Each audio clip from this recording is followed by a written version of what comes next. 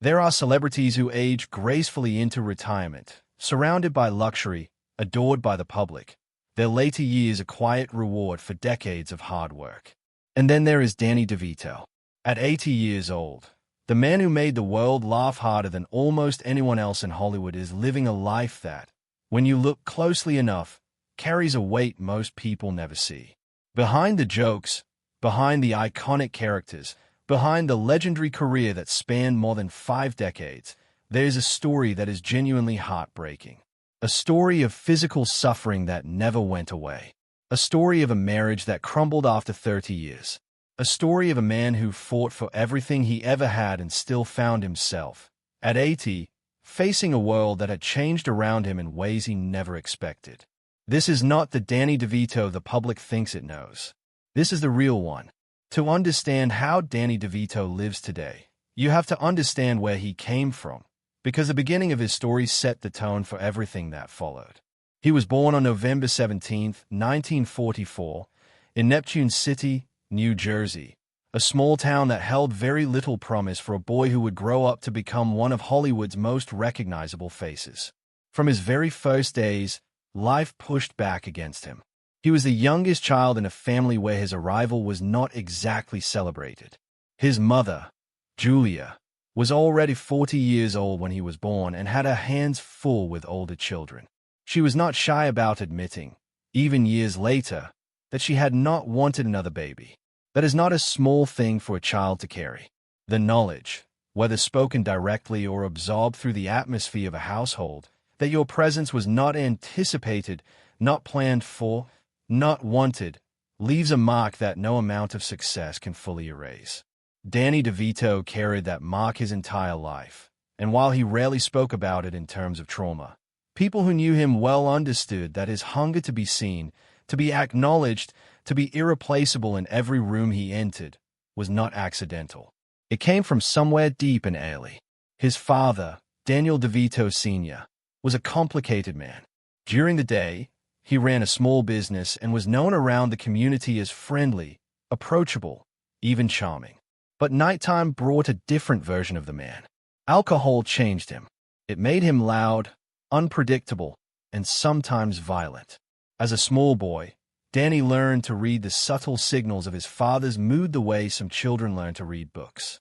The sound of a bottle, the particular weight of footsteps on the floor, the tone of a greeting that told you whether the evening would be tolerable or terrifying. He hid when he had to. He ran when running was possible. He survived because survival was the only option available to him. The neighborhood around him was not offering any escape either. By the time Danny reached his early teenage years, drugs had taken over the streets where he played as a child. Friends disappeared into addiction. Some of them died before they were old enough to vote. The environment was consuming people, and Danny could feel its pull. What saved him was a combination of intelligence, desperation, and one crucial decision to ask for help from the right person at the right time. Danny DeVito was not supposed to make it. Statistically, geographically, economically, everything pointed away from success. He was short in a world that rewarded height.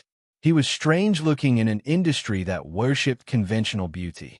He came from nothing at a time when Hollywood was still largely controlled by people who preferred their entertainers polished, packaged, and predictable. And yet he refused, with a stubbornness that bordered on the irrational, to accept the version of himself that the world kept trying to hand him. Before anyone knew him as an actor, DeVito trained as a cosmetologist. He took it seriously, putting in the hours, developing real skill, earning a reputation in the salon where he worked that went well beyond what anyone expected from a young man who had stumbled into the profession largely by accident. He was good at it, genuinely good. People sought him out. He won recognition for his technique. For a time, it seemed like that might be his life, and there would have been nothing wrong with that life. But then a chance encounter, the kind that only sounds inevitable in retrospect, redirected everything. A client's husband, a man connected to the theater world, saw something in DeVito and suggested he try auditioning. It was offhand, probably forgotten by the man who said it almost before the words left his mouth, but DeVito absorbed it like a man dying of thirst absorbs water. He applied to the American Academy of Dramatic Arts, initially intending to study makeup. They asked him to perform a monologue. He had never done anything like it before. He did it anyway, pulling from whatever instinct or desperation was available to him, and something in that room shifted. They offered him a place, not in makeup, but in acting. He hesitated. He went back to the salon. He thought about it for 3 days. Then the school called again with a partial scholarship, and that second call became the turning point his entire future rested on. What followed was years of grinding, humiliating, relentless rejection. He shared a cramped New York apartment with a young man named Michael Douglas, who had not yet revealed to his roommate that he was the son of a Hollywood legend. They ate badly, struggled constantly, and dreamed together in the way that only people with nothing to lose and everything to hope for can dream. DeVito auditioned over and over. He did not get the parts. He took whatever work he could find to keep himself fed and housed. He parked cars. He stood motionless in a clothing store window pretending to be a mannequin. At one point, he lived in his car and showered at the YMCA. The humiliation of those years would have broken most people. DeVito processed it differently. He stored it. There is a dimension to Danny DeVito's story that most of his fans have never fully understood, and it is perhaps the most important one. Throughout all of it, the childhood chaos, the struggling years in New York, the long, slow climb toward recognition, and then the dizzying success that followed, his body was working against him, not metaphorically, literally, physically, in ways that caused daily suffering that he hid from nearly everyone around him. DeVito has a rare genetic condition known as Fairbanks disease, a skeletal disorder that affects bone and joint development. It is the reason he stands at 4 feet 10 inches, but the height is almost incidental compared to the other effects of the condition. Fairbanks disease causes chronic pain in the hips, knees, and back. It leads to early-onset arthritis. It creates a kind of persistent, grinding discomfort that most people will never experience and cannot fully imagine. During his most physically demanding years as an actor and director, DeVito was managing pain levels that would have sent most people to bed. He chose not to go to bed. He chose instead to show up, perform, direct, produce, and make it look effortless. Hollywood knew, and Hollywood, in the way that Hollywood often deals with inconvenient truths, tried to make the problem disappear by making DeVito disappear from his own body.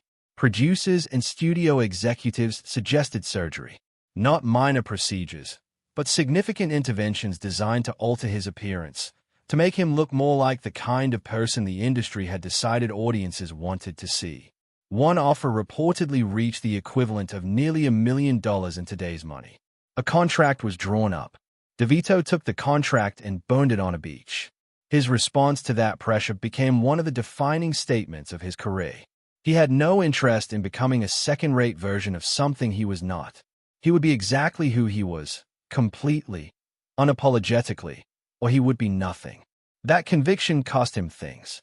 It closed doors, but it also gave him a foundation that could not be shaken when everything else around him changed. The physical consequences of that decision accumulated over decades. He never stopped working, which meant his body never got the rest it needed. By the time he was deep into his run on the long-running comedy series It's Always Sunny in Philadelphia, his mornings began before 5 o'clock with hours of physical therapy just to get himself ready to stand on a set. There were days during filming when he would complete a scene and then collapse out of camera range. He bounced back. He always bounced back. But the bouncing got harder, and the weight of all those years of pushing through the pain became something he could no longer keep entirely private. In 2025, he finally spoke about it publicly. He talked about what it meant to live with a condition that most people had never heard of, that received little research funding, that left sufferers to manage as best they could with limited medical support. He was not speaking for himself alone. He was speaking for the people who could not get themselves onto a television screen to make their pain visible to the world. For most of Danny DeVito's adult life, the emotional center of his world was a woman named Rhea Perlman.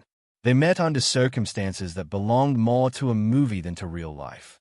She came to the apartment he shared with another man to end a relationship. DeVito was there. They talked for hours. He reportedly knew somewhere in the course of that first evening that this was the person he wanted to build his life with. A year later, She was cast on the same television show where he was finding his first real professional breakthrough, and the two of them navigated the unusual challenge of being secretly in love while pretending on camera to have a very different kind of relationship entirely. They married in 1982. They built a life together that was, by most external measures, extraordinary. 3 children. A production company that became genuinely influential. A Beverly Hills home that eventually encompassed nearly 15,000 square feet and every comfort imaginable. Decades of partnership in work and in life, a rare combination that most people in their industry never managed to sustain. And then, in 2012, after 30 years, something broke. The official separation was quiet as such things can be when both people involved are famous. The cracks, according to those close to the couple, had been forming for some time. Long shooting days. The kind of physical and emotional exhaustion that accumulates in a person who has been pushing past his limits for decades. Rumors of a connection with someone younger on a film set. 38 sessions of couples therapy that could not ultimately rebuild what had come apart. The separation became public, and the public found it shocking in the way that the end of long marriages always shocks people who observe the relationship from the outside without understanding its interior pressures. But the story did not end there, and the part that did not end is in some ways the most poignant part of all. In 2013, they were seen together again. DeVito had arranged to take Perlman back to the place where they had their first real date. They tried again. They stayed together for 4 more years. Then, in 2017, they separated for the second and apparently final time. They never divorced. There was no courtroom drama, no public legal battle over assets or custody. They worked out the terms of their financial arrangement privately and moved on to a version of their relationship that had no name but clearly had enormous significance for both of them. DeVito bought a house close to hers, close enough that the proximity was obviously intentional. They spoke regularly, held to a schedule of meals at the same restaurant they had always loved, maintained a connection that was no longer romantic in the traditional sense, but was clearly something neither of them was willing to simply abandon. Their adult children observed all of this with something between bewilderment and acceptance. The shared streaming accounts. The texts sent simultaneously from separate houses during the same television program. The Wednesday and Sunday phone calls that neither of them seemed inclined to cancel even as the years passed. Whatever DeVito and Perlman had between them had survived the formal end of their marriage and settled into something quieter, stranger, and in its own way more honest than the performance of a perfect union would ever have been. But honest does not mean painless. DeVito has spoken in interviews with a kind of careful restraint about what it means to have built your life around a person in a partnership and then to live in the aftermath of that, still connected, still caring, still present for one another in all the ways that matter except the most fundamental one. At 80, the man who made audiences laugh for 50 years is living alone, close to but not with the woman who shared his life for 3 decades, managing a body that has never stopped reminding him of every year he pushed it past its limits. It would be a mistake, and a significant one, to read Danny DeVito's story only as a tragedy. That framing would miss something essential about who he is and what he has built. The same man who grew up in a household visited by police multiple times before he was 15 went on to produce one of the most daring and influential films of the 1990s.